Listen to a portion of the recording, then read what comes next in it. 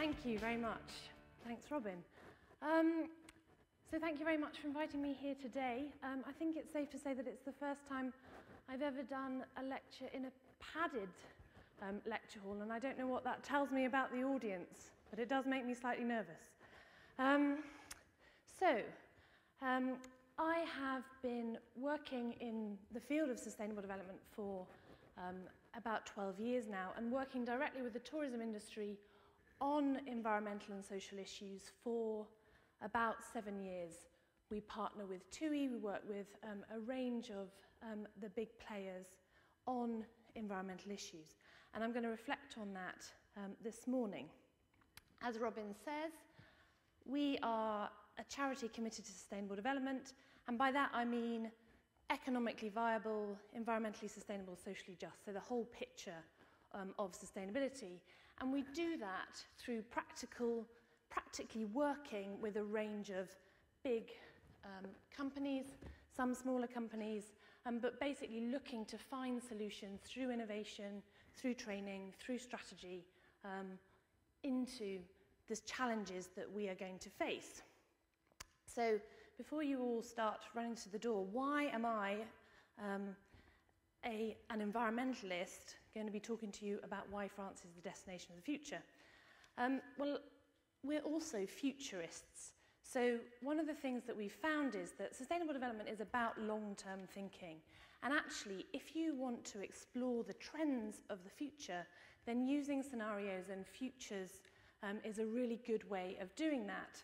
And working with the tourism industry, we've been looking at what does the future of the UK outbound industry look like through a project called Tourism 2023.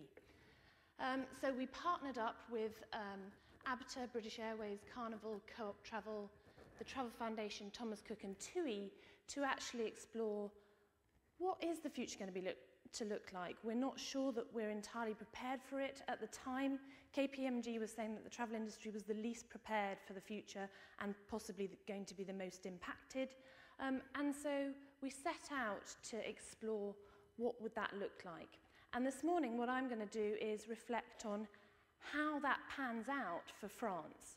So I'm going to look at the 4 scenarios that we came up with and essentially look at the implications for France within those scenarios. So, for those of you not familiar with scenarios, what you do to build them is you first of all throw your net widely. You look at all of the potential issues that might impact on the future of the industry. You look at how social media is going to impact. You look at how rich people are going to be. You look at things like technology, media, tax regimes, all of the things that are going to impact on the future. You then have a look at which ones you think are going to be most likely. So where are the trends telling you that actually you can be fairly certain that things are going to pan out? And you also look at the areas where you just can't be sure where things are going to go, and they shape your scenarios. Without giving you a boring tutorial on how to do that, I'll talk about the certainties that are in all the scenarios and then move on into the detail. So basically, in our research, which we did in close conjunction with others in the industry, we could be pretty certain that we can expect a range of things in the next 15 years. Now, it's called Tourism 2023, but we started 2 years ago, which is why we're working to that 15-year time frame. And we can be sure that the impacts of climate change are going to be seen. They'll be relatively light in a 15-year time frame, but what we can be more certain of is that because of the commitments that the UK government has made, and this is an all-party commitment, so there will be no change after the general election, they have committed to big cuts. 80% by 2050 translates to about 30% by 2026 or something. And so that is going to translate into the regulatory environment. There will be more pressure on water, less relevant for the UK and France, but difficult in some areas.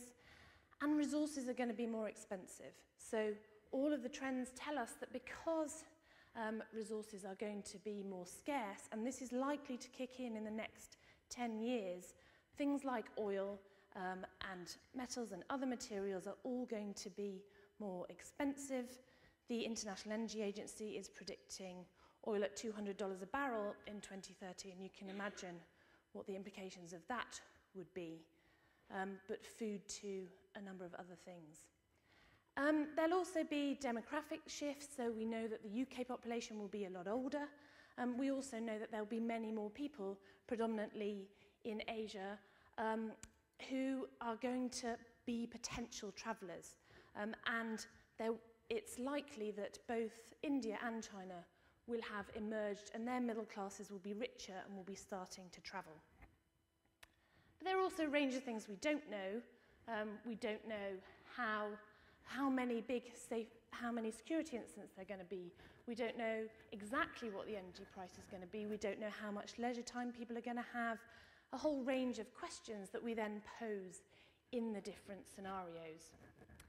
And here they are, the 4 different scenarios, basically framed in the context of key questions which seemed to emerge from our research, which were: how able will people be to travel? Will things like the volcanic ash incident and other kind of disruptions of that scale prevent people from being able to travel? And also, how attractive will overseas travel be? So how will the destinations be? Will they be secure? Will people want to travel? Or will they have been a shift in values where they actually want to stay closer to home? And importantly, these are not predictions. They are an exploration of 4 possible futures.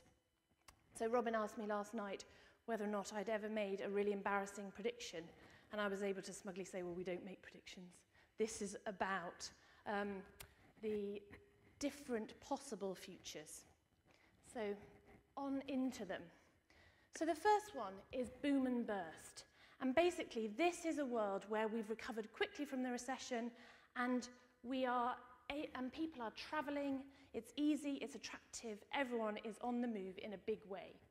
So this is putting a lot of pressure on destinations, but people are moving, and it's facilitated by advances in technology, and this is feasible that we could have a lot of progress on things like algal fuels, but mainly by the fact that the technological advances have been made in other things other than aviation and transport generally. So people are cutting out carbon in other parts of their business, of their world, to enable us to continue to fly, and that's seen as a big priority. It is causing overcrowding, and there are lots and lots of people travelling all over the place.